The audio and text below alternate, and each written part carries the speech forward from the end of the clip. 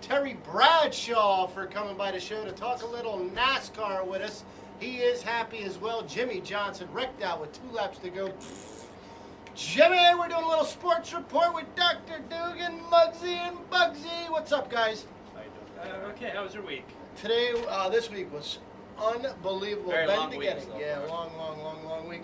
I started off taking my hat off right here for 33-year-old Dan Weldon, who died in a bad crash at Las Vegas Motor Speedway.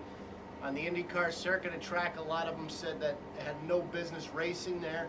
Too fast speeds, too many 3-car wide, and trying to raise ratings, trying to lure in NASCAR, Travis Pastrana and whatnot to save their company. But I think you might have dropped the ball there. All the NASCAR racers were sprint car racers. Sprint cars. Sprint. NASCAR. Yeah, Open wheel racers. None of them wanted anything to do with this race, and they almost foreshadowed what was going to happen. So, our thoughts go out to their family right here.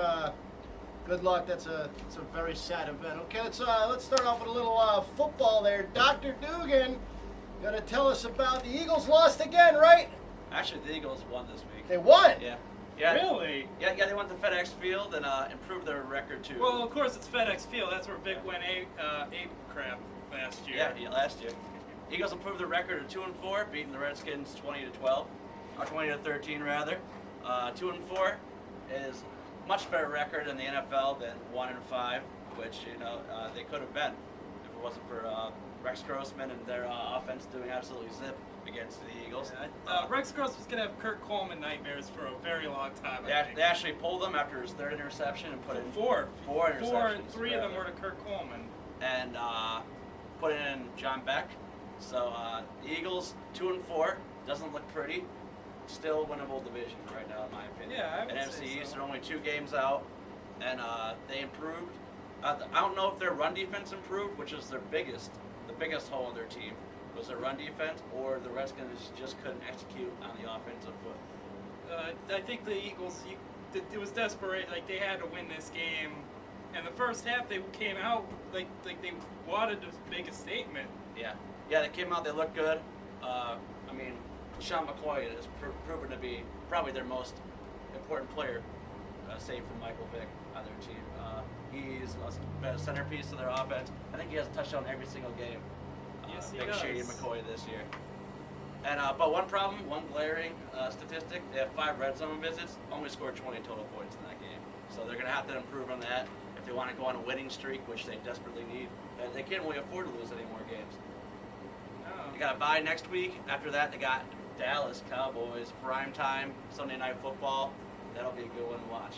Always exciting when them twos meet up. Always. Them twos. Them 2 guys. But 2 games down in the NFC East. The Eagles aren't dead yet, not buried yet, but Dead last place.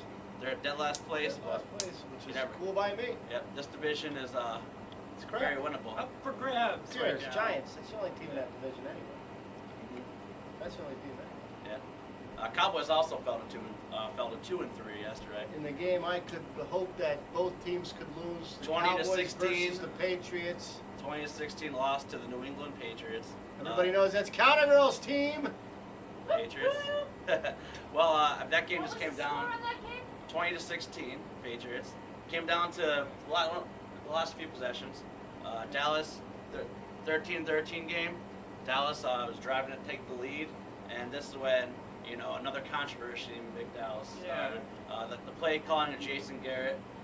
Now this week he's too conservative by not trying to punch it in, get a touchdown. They settle for 3. Yeah. Dallas then gets the ball back, and they have to run the 4-minute offense now. You're up 3, time to end the game. And we were here 2 weeks ago. I was saying you got to run to win these games. And what did Dallas do? They tried to run, couldn't execute the run. First play lost about 3 or 4 yards, and then they go back to the run, and a 3rd down they tried another draw play. Yeah, did New England use their timeouts to get the ball back? And long story short, Tom Brady did what Tom Brady does. It's a difference. Tom Brady, 3 Super Bowl rings. Tony Romo, you never know what you're gonna get. How come they didn't get Emmitt Smith running? You couldn't get running, or? I would love to have Emmitt Smith on this team right now. And that's like a team like that in the 90s. You have a lead. Yeah. You have Emmitt Smith on your team. Emmitt Game Smith over. going right behind Daryl Johnson, going behind the Moose. Game over. You know, so it's a tale of two schools of thoughts right now. People are saying you got to handcuff Romo when you have the lead. You got to protect him from himself. And I guess in a way that's right, but you can't be an elite team if you have to babysit your quarterback like that. Yeah. Go for the win. Go to step on the throat.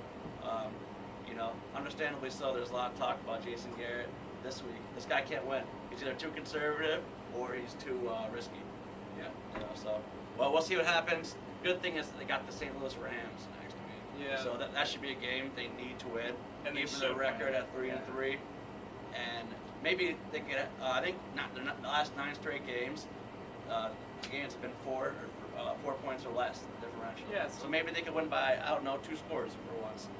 And too many close games. Dallas needs to change. We'll see what happens. Yeah. Cool. All right, we got to take ourselves a little break here. Coming up after the break, I think we're going to talk a little Steelers, maybe a little Penn State, and then Muggsy go up on a little rant. You're watching Mattyvison.com. Tom Brady and the Patriots stink. Shut up.